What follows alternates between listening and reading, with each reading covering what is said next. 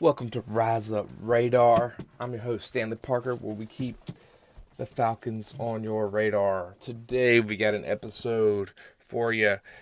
Last episode, we did top 5 reasons to be excited about the 2020 Atlanta Falcons season. And this week, we're going to talk about the 5 reasons that make me the most nervous about this 2020 season.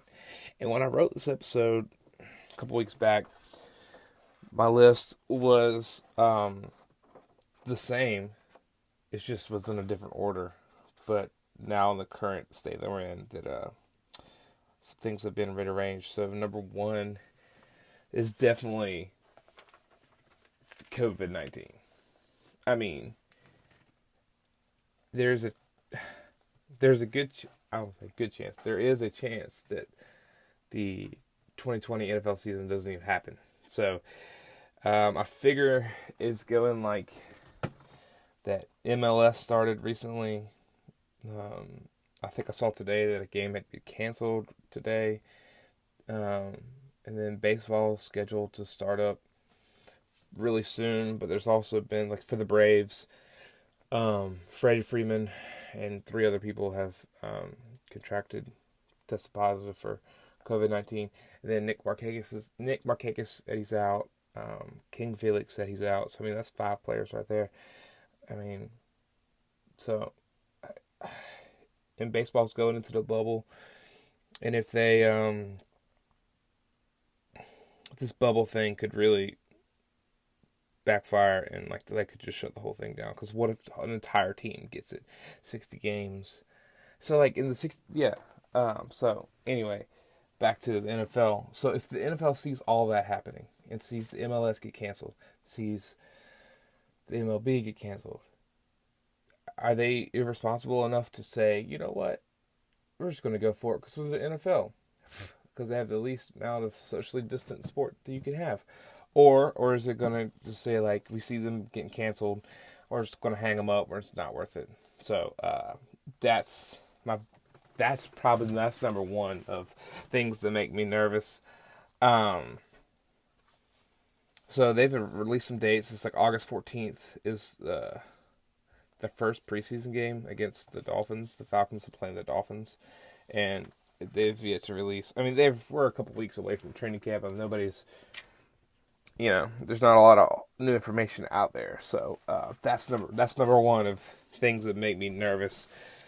Number 2 that make me nervous. This is more like nuts and bolts now of getting into the Falcons season. We're just going to pretend, like where I'm sitting right now, we're just going to pretend that it's going to happen. And so we're just going to keep it rolling. I'm not going to put the COVID cloud over everything. So we're just going to just keep it moving. Number 2 is Dirk Koetter makes me doggone nervous, man. Dirk Koetter historically has had good offenses, but they've never been like flashy. And it makes me nervous that how he uses the run game. So last year, they were actually the Falcons were number 3 in passing overall offense, and then they're middle of the pack for points per game, which is number 13.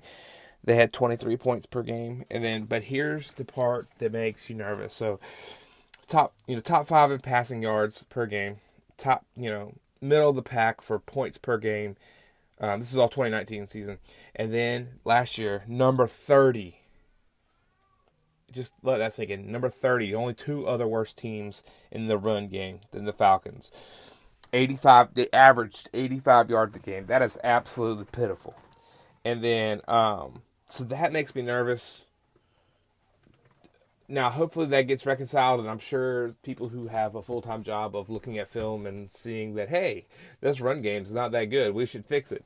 Now, I understand that that's somebody's gig, but like from where I sit, and I just hope that there is improvement. That's another, like, I get nervous about the Falcons franchise, just overarching, not so much with Arthur Blank in recent years, but like overall, the Falcons have sometimes, in my opinion, have rested on their laurels and not tried to improve, like go all out to turn over the roster or improve or make the go for it decision, like the all in decision on a free agent or something. So that's kind of just stuck in the back of my head. That's like a paradigm that I'm like inside of like my head with the Falcons. And so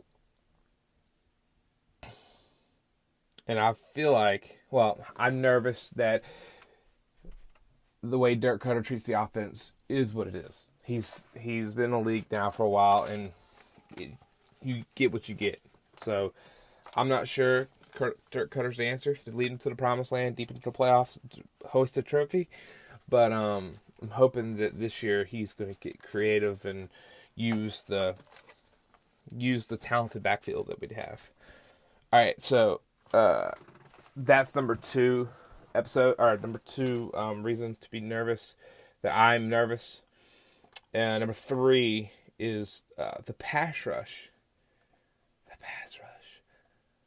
This could have been number 1, like, because this pass rush, like I was saying earlier, it's like the Falcons are like overall in general are okay with being okay.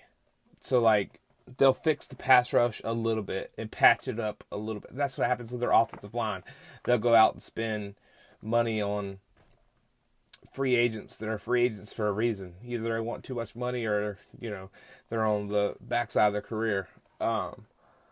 But this right here, the pass rush, they've thrown some money at it. They've added Dante Fowler, They've got Tack on a show. They got a Tack on a prove it year because they didn't pick up his fifth option. They just picked up Marlon Davidson. He's kind of a bigger end / defensive tackle. Still got Grady. You got the guy from New Orleans. His last name is Davidson as well. So got the line. John Kaminsky. John Kaminsky, I really look as still have some upside because he played like really small ball football like in his college career, and he made a jump to the NFL. Got kind of hurt, but I think he could contribute this year if he could, get healthy and stuff like that. And then they've added Charles Harris from Missouri, not from Missouri, but they added him. They traded for him, and so now with and then also too they lost some.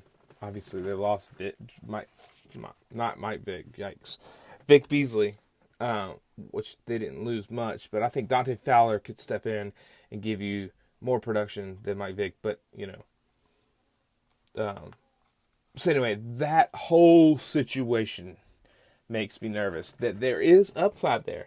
There is this Charles Harris that could be good. I mean, he had some deplorable stats for his actual career. Let's look at this. I'm not usually a stat guy. I don't bring them to the air. I do like to read stats, but I don't think many people out there listening likes me just to ramble off numbers. But these numbers are something you need to listen to. So this stats are over 4 years. Okay, four years. 61 tackles in 4 years. 3.5 sacks. That's not an average. That's like total. And 41 games. 61 tackles, 3.5 sacks in 41 games over 4 years. So, the talent is there. We saw it in Missouri. But for whatever reason, it just hasn't translated to the NFL. He's a grown-up now. He's been in the league 4 years. And so hopefully Dan Quinn could get his hands on him. Raheem Morris, Ulbrich could talk to him. And so I'm hoping that, he blossoms into, a contributor. So, and they didn't lose anything for him. So, or they didn't give up anything for him. So, and then the cap space makes me nervous. Okay, so we got the defensive. I kind of lumped this into the defensive end or pass rush category. But so this is number 3 is pass rush. But also too, inside of that, is the cap space. I think they've got around $11 million to spend in cap space. As the season is going, or if the season happens. But I think they should pick up a veteran pass rusher to help the guys and to contribute more, because their pass rush, point blank, is incomplete right now. In my opinion, it's not complete. They need another piece. Heck, I've read some stuff where Clay Matthews would be a good option. I mean, he's a vet, and he's done it before, and he could give you some boosts. It's just something. We need that guy. His last name is Griffin from the Vikings. He